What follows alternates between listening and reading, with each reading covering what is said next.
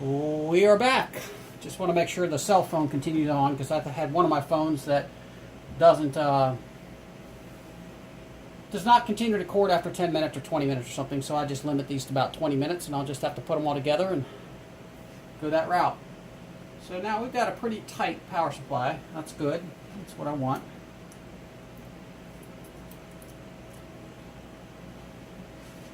So this is tied down. This is tied down. This is tied down. Now, one of the things I did do is these risers. I don't like the ability. I don't personally like it. It doesn't mean it's wrong for the other guys, but for me, I wanted these to be tied down because in the future, if I want to add a card or I want to take one out, I don't have to deal with holding this, grabbing the string, flipping it upside down, and trying to release all that. I want to be able to take this and clip it in and lock in place. If I want to remove it, unclip this little latch right here, because normally it's in the lock position. Come underneath here, unclip this, take the card, pull it right out. I don't have to deal with that product. And the goal is, us Bitcoin people, we could have a tendency to change things around a lot. You know, a card goes bad or you get a better one, you sell off what you have. I want easy clip in and easy clip out as I do things. So that's the only way I can think about doing this without buying a rig that has all this set up. So this is definitely cheaper to do this, but it also takes more time. So there's always a time to money factor every time you do anything. Let's see here. Let's take a look at a couple of things. We've got motherboard power. Let's start with that. So we've got a cable that's going to come over to here, and it's going to have to get plugged in.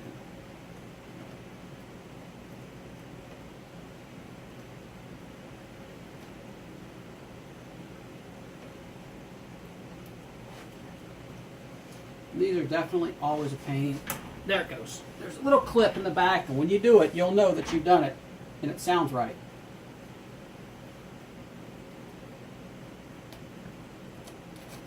And we'll probably just do something like that and tie it down. Great. Let's take a look at what else we have here. This is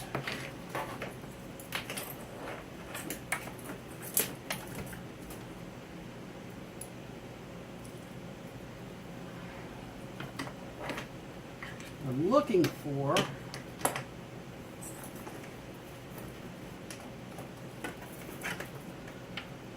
here we go. This may be what I'm looking for here. This one or this one. There's two of them. All right, let's see here. PCIe and CPU. CPU. I'm going to need that, but CPU. Let's pull out Mr. CPU. So hopefully I'll be able to reach over to wherever the CPU is. Aha. So this is going to come around and click in right here. There we go. Don't know if you heard that, but and then we can do some power management about like so. Making sure that the wire for the fan is not touching the fan and it can move and so forth. So that's probably what we'll do, and we'll tie those wires down about right there. Great. So the next thing is PCIe and PCIe. This is where the cards come in. PCIe and PCIe. All right, there's two. If you look at these, it's kind of hard to see the writing on them. Get a little closer there. They're marked PCIe. So one thing you're going to find is when you do cards, you've got a single power supply. You don't want to mix from this power supply to the bottom. You don't want to do this. And then from a different power supply, powering the top of the card. I've heard guys that are blowing things up, or one guy said, I think I blew it up. The other thing is it gets into how power supplies work, and you don't want to mix that. It's phasing and all this other stuff, but it's complicated, so just don't do that. So we'll run this cable around like this, and this probably will clip in. Maybe it clips in from the top. There we go. There it goes. I heard it clip. So then this is going to end up running about like so, and we'll tie all that down. So then when the card goes in, we'll take this one, and we'll pop this to the top, which let's do that now. Let's go grab our card. Is it still recording? Yeah, got 5 minutes on it. And here's the Sapphire RX. Show you guys the box. There's the box if you can read it. It's a Sapphire Nitro Plus Radeon RX 580 Special Edition. I think they're definitely very good looking cards, and I like the performance. If you didn't watch the other videos, but here's the product. You can take these fans, and there's a screw right there underneath here that you can see, I think, that you take that screw out and the fan actually just pulls right out and it clips into place and there's no wires. So you take the screw out, you pull the fan out, get the new fan, plop it back in place, you're ready to go. So that's a pretty good feature.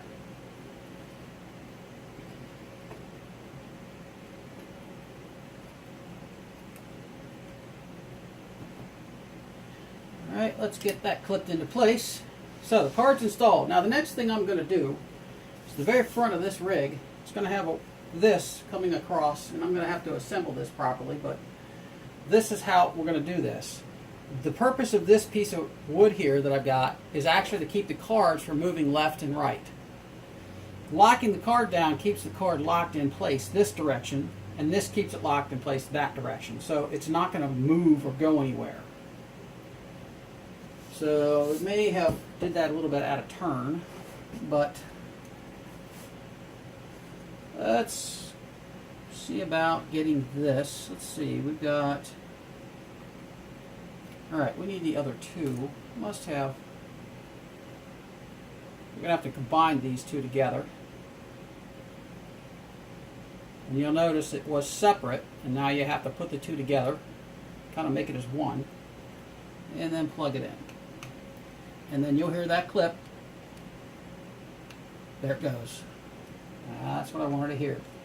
Now one thing you're going to have to be real careful about when doing this is this heater pipe right here gets hot, real hot. So if this wire is touching this pipe, it's going to eventually melt and short out. So you want to make sure that you don't let it do that.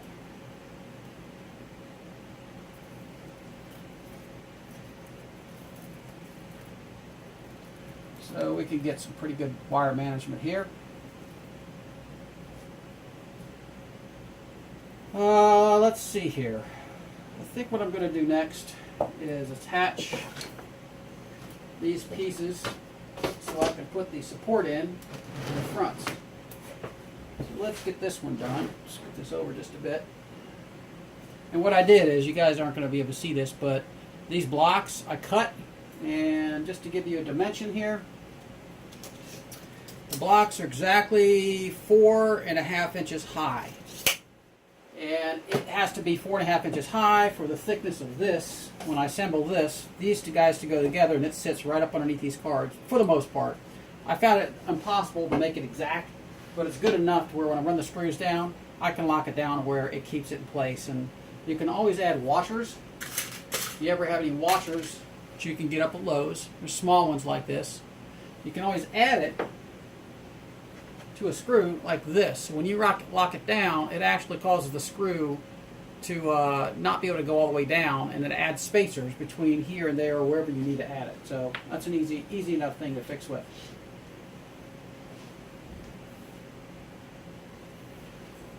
So what I'm going to do is I'll be right back, and I'm going to go get some 3-inch screws, which I thought I had here.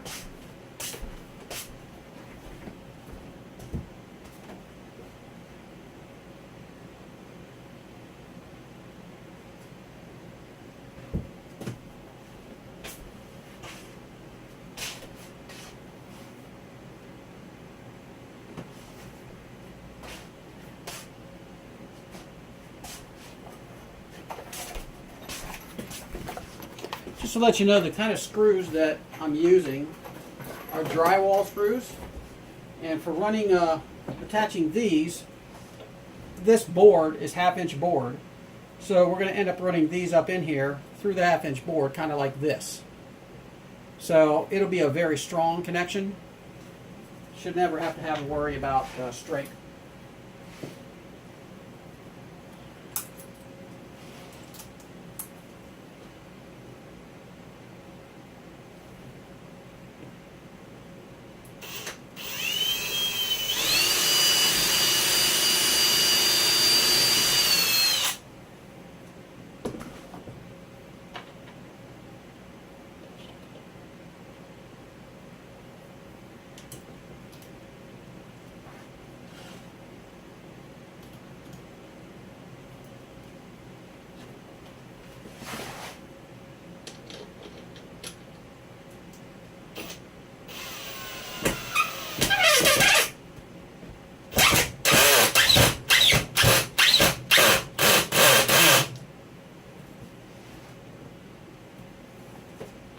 Well, there's one. Let me scoot our camera back a little bit. And I wonder, and partially as me kind of figuring this out as I go too, well, I got that much in there. No, we'll go all the way with it. Just trying to think about whether I want to use a 3-inch or 1 5/8. I think I'm going to go with the 3-inch. So I think this one needs to go this way for this to work out properly. Let's take a look here.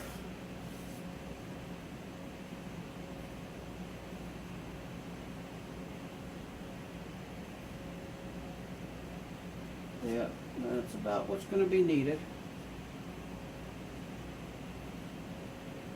This here. That one there. Lock that down. That'll be just fine.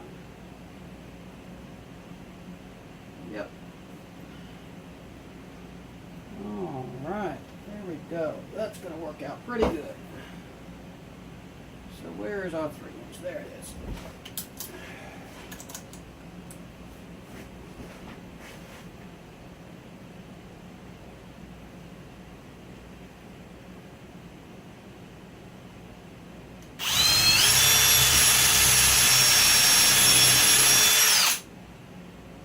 So what I try not to do is let go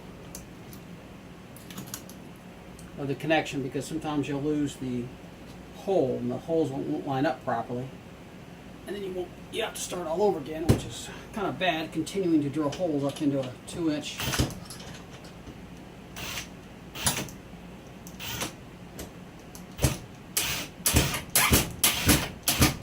There we go. Now I noticed my torque setting on the drill is a little off. So we'll change that torque.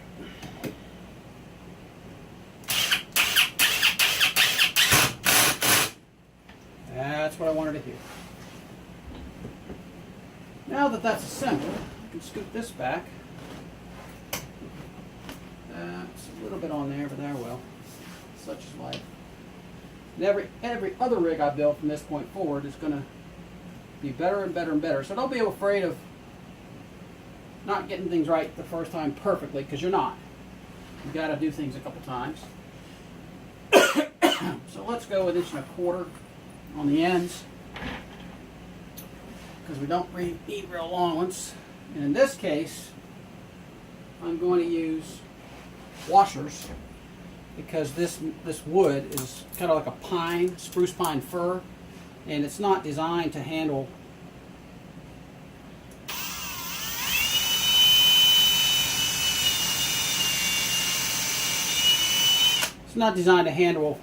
being so thin.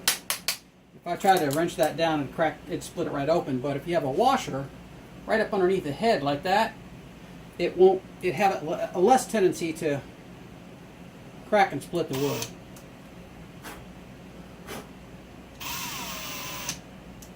So that's where I want to pull my torque down a little bit so I don't over torque it. There we go. That's all I want, is to keep it in place. So let's do the next one all the way down at the end here.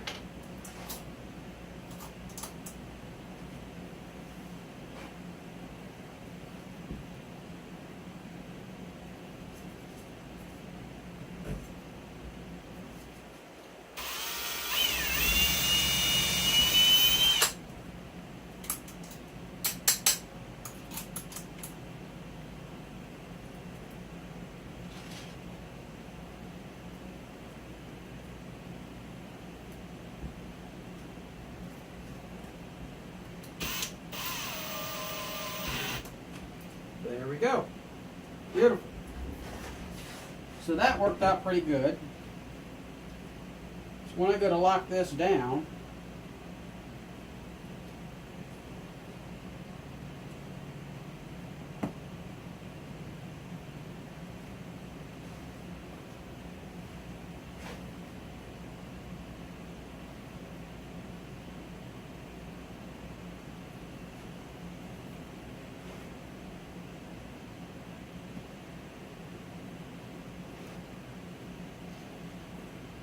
so the question is, how am I going to do that?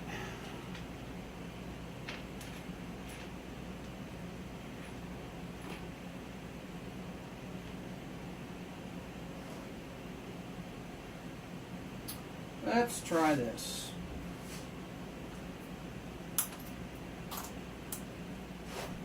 What I'm going to do is visually just eye this so it's straight up and down, and then we're going to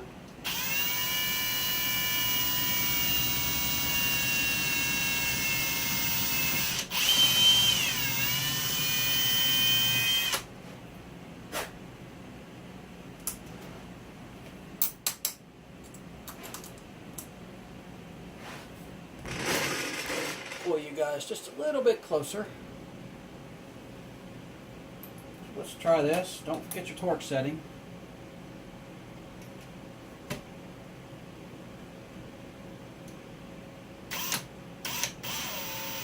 There we go. It's fairly tight. All right, that theory worked out pretty good.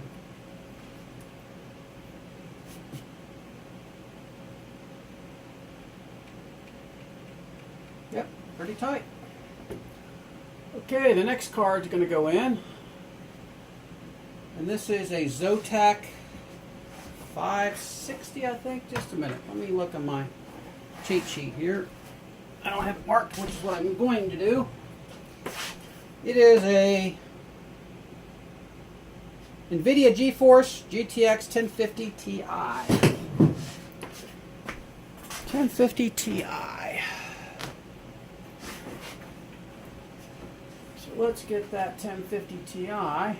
Now, I'm not continuing to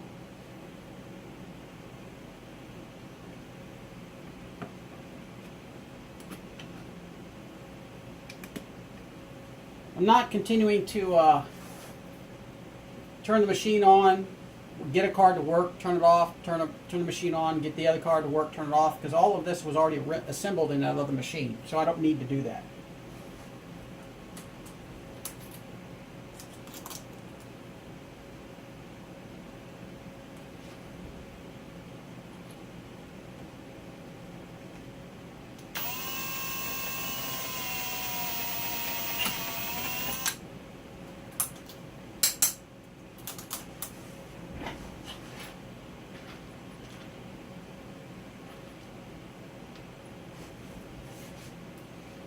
Let's hope that I've got the right sizes all worked out.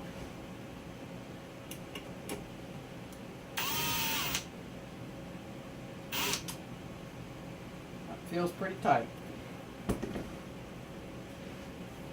Yep. Locked it right down. Now the question I have, which I have not checked yet, is how level is this? Do I have any slack in it? Nope, that's exactly the way it should be. Yep, that's good.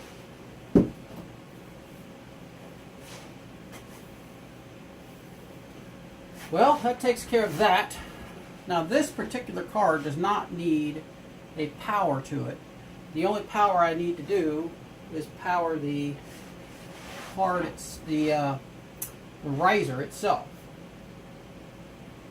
So let's see here. I need power, and I think that's what I was going to do. I was going to use the Molex, and that's one of the reasons why I was told this is probably good. Is you don't want to use the SATA connection, which I did not know. You want to use a Molex connection, which is what this is. So let's see here. Let's get this. See if we're going to be able to hook this up. Well, that's pretty good. Feels pretty good to me. And that's one of those cable management situations where that's powered there. That powers. So what I'm going to need now is the USB cables that came with the unit, which is somewhere over here. That they are. Along with the riser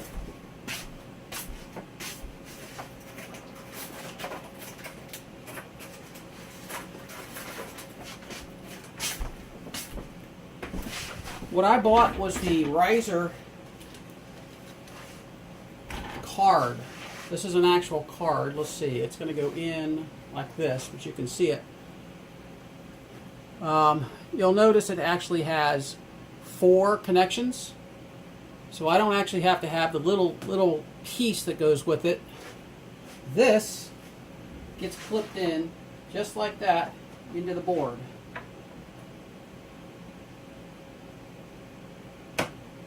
My original thought was to actually clip these in so I had something to attach to, but it didn't work out that way. Next rig, maybe I'll do it a little bit differently. But for now, that's just the way this particular rig worked out. So I'm going to clip it in, and then what I may do is I have another piece, wherever that went.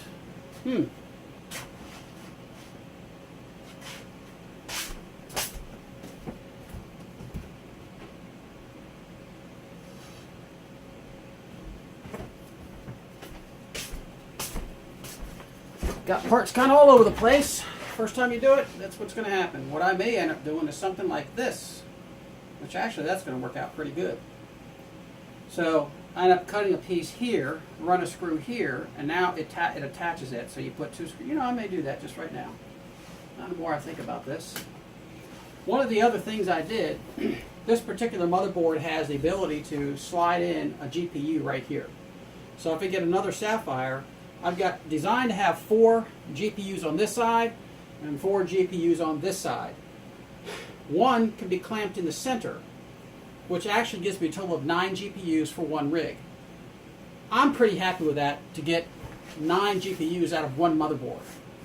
And the theory is, and I'm learning on this too, is that my attitude is that if I'm going to put a motherboard in place and spend for a motherboard, I want to get max hash rates and max money out of this board within reason.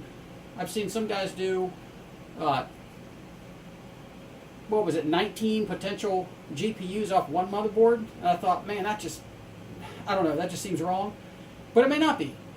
The disadvantage is that you have, if that motherboard goes down, you lose the income from all 9 GPUs until you get that switch back on again. So you're losing quite a bit when that board goes down.